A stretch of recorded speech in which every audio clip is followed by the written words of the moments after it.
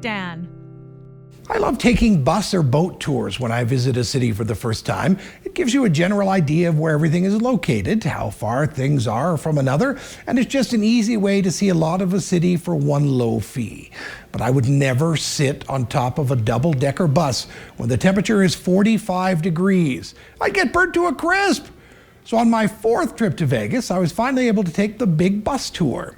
It starts on the Strip just south of Caesar's Palace, and there are 9 stops along the way. You can hop on or hop off at your discretion at any or all of the stops. I'd been to almost all of the stops, so there was only one destination I was going to get off at, but I wanted to see the route along the way. Just north of Caesar's Palace is the now closed and being demolished Mirage.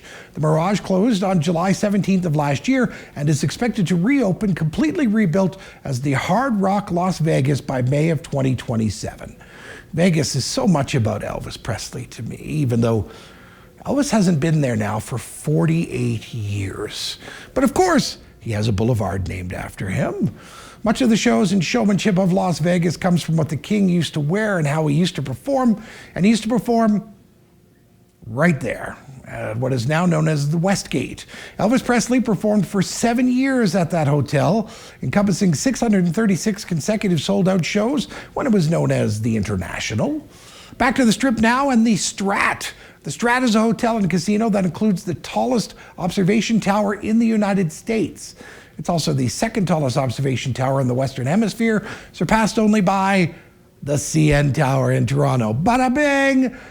Go into the chapel and we're gonna not get married. Hey, this bus tour passes by many chapels and churches. If you want to get married in Vegas, you could even get married by Elvis at 1, 2, or almost all of them.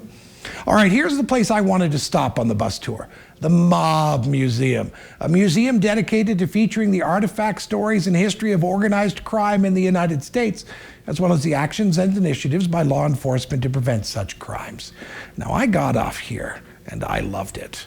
And I will take you with me to the Mob Museum on a future episode of Traveling with Dan. Yeah, I'll be back in that chair. Back on the bus, passing by the Golden Nugget, Las Vegas. Now, there's the Strat again on the other side of the street as we head back down to the Strip.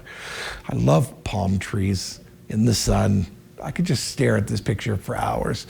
And even though the sun was out and shining right in my face, it was not too hot. It was an absolutely gorgeous day. From the back of the bus, there's the Las Vegas Strip coming up again from the start. We're heading north now. On the left is the world-famous Welcome to Las Vegas sign. The only time I've ever not seen a lineup there, no matter how warm it was at 2 o'clock in the morning. As I drove out of Vegas once, there were still 2 people there other than me, but happily there was no line. I've actually always wanted to stay at this hotel, the New York Hotel and Casino. I usually want to stay there when I'm missing New York, but when I'm missing New York, I tend to go to New York.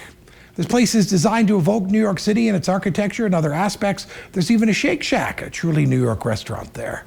The final stop on the big bus tour is the Paris Las Vegas that features a half-scale replica of the Eiffel Tower, rising 540 feet, that's 165 meters above the Strip.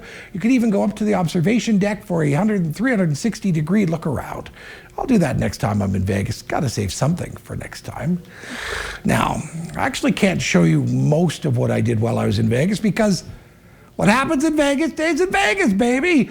But on a future episode of Traveling with Dan, I'm going to take you with me to and inside the Sphere, a fully immersive and cinematic and interactive experience.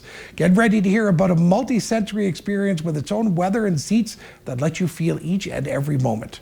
That's coming up soon. Next week on Traveling with Dan, on the day after the Academy Awards, I will take you to the Academy Museum of Motion Pictures in downtown Los Angeles.